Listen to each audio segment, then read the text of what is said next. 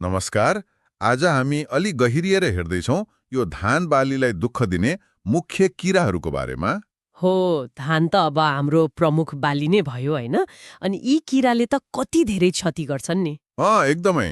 हाम्रो यो कुराकानी चाहिँ मिथिलेश कुमार यादवजीले लेख्नुभएको धान बालीका मुख्य किराहरू भन्ने लेखमा आधारित छ। उहाँ कृषि स्नातक पढ्दै पनि हुनुहुन्छ, सन्देश एग्रोभेट पनि चलाउनुहुन्छ। हो राम्रो स्रोत छ। हाम्रो उद्देश्य चाहिँ अब यी किराहरू चिन्नु, यिनले कसरी क्षति गर्छन् अनि कसरी रोकथाम गर्ने, यिनै कुरा प्रस्ताउने हो। सुरु गरौँ न त। ल अवश्य। सबभन्दा पहिले खैरो फट्के किराबाटै सुरु गरौँ न। ब्राउन प्लान्ट हप यो त धानको लागि एकदमै विनाशकारी मानिन्छ। हो र? किन त्यस्तो? किनभने यसको वयस्क र बच्चा दुवैले बोटको फेदबाट रस चुसेर खान्छन् के। फेदबाटै? फेदबाटै। वयस्क त खैरो सानो हुन्छ, करिब 3.5 देखि 4.5 मिमी जति। बच्चाहरू अलिक खैरो कालो देखिन्छन्। सानै हुने रहेछ। अनि यसको त्यो जीवन चक्र एकदम छिटो हुन्छ भन्छन् नि। हो त। गर्मीमा त 18 देखि 24 दिनमै सकिन्छ। सोच्नुस् त। ओहो। अनि एउटै पोथीले 100 भन्दा बढी अण्डा पार्छ रे? औसत 124 वटासम्म। भनेपछि त मौसम मिल्यो भने त कति छिटो फैलिने भयो। त्यही त। खेतै सखा पार्न सक्ने रहेछ केही हप्तामै। यसले क्षति चाहिँ कसरी गर्छ त ठ्याक्कै? पात पहेँलो हुने हो? हो, रस चुसेपछि पात पहेलिन्छ अनि सुक्छ। धेरै प्रकोप भयो भने त पुरै खेत डढेको जस्तो देखिन्छ।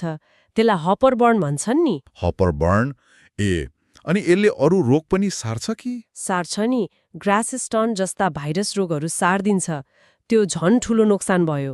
बाबा, निकै खतरनाक पो रहेछ।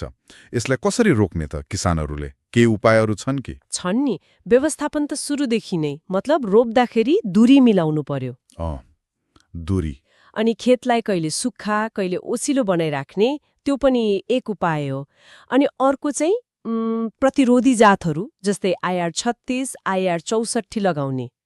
जातहरू पनि हुन्छन् है? हो, तर अब किरा देखिन थाल्यो भने, जस्तो प्रति झाङ 5-10 वटा जति देखियो भने चाहिँ विषादी प्रयोग गर्नुपर्ने हुन सक्छ। इमिडाक्लोप्रिड जस्ता सिफारिस गरिएका। विषादी पनि चाहिने अवस्था आउन सक्छ। ल, यो त भयो बाहिरबाट रस चुस्ने किरा। अब त्यो डाँठभित्रै पस्ने पनि हुन्छ होइन? पहेँलो गभारो, येलो राइस स्टेम बोरर। हो, पहेँलो गभारो यो चाहिँ फेरि धानमा मात्रै लाग्छ। धानमा मात्रै? धानको मात्रै विशिष्ट किरा हो यो। अनि रमाइलो कुरा के हो भने यसको त्यो वयस्क पुतलीले चाहिँ क्षति गर्दैन। पुतलीले नगर्ने? पहेँलो सेतो पुतली हुन्छ, पोथी